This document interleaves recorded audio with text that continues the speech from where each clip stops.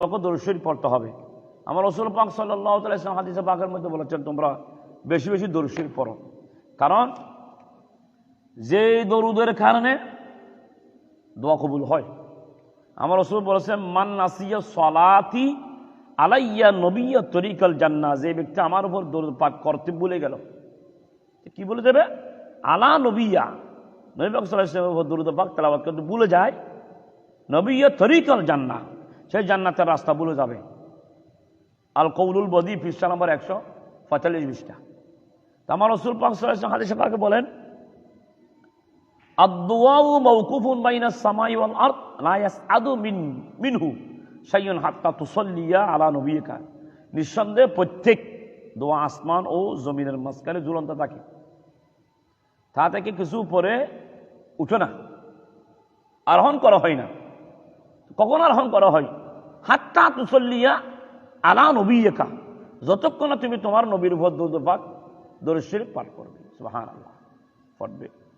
ইন্না আউলান নাস, আমার রাসূল বলতেছে হাদিসে পাকের মধ্যে, ইন্না আউলান নাসি বি ইয়াউমাল কিয়ামাতি আকসারুহুম আলাইয়া সালাতান, আমার রাসূল বলতেছে কিয়ামতের দিন আমার সর্বাপেক্ষা তথা সর্বনিকটে থাকবে, নিকটতম ব্যক্তি হবে ওই ব্যক্তি যে আমি রাসূল পাক সাল্লাল্লাহু আলাইহি ওয়াসাল্লামের উপর বেশি বেশি দরুদ পাক তেলাওয়াত করে। সুবহানাল্লাহ।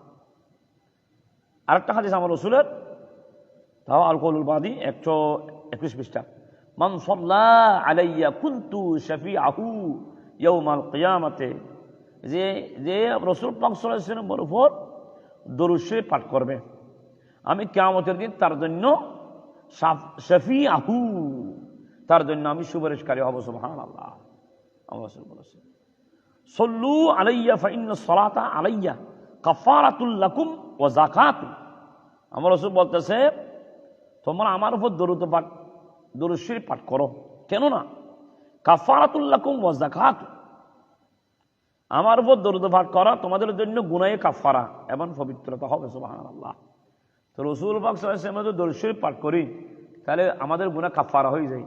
তা আজকে রাতে তো সেটা করতে হবে, বেশি কোরআন তেলাওয়াত করতে হবে, সরকার সাল্লাল্লাহু আলাইহি ওয়াসাল্লামের উপর দরুদ শরীফ তেলাওয়াত করতে হবে। এভাবে রাত খানা দরকার।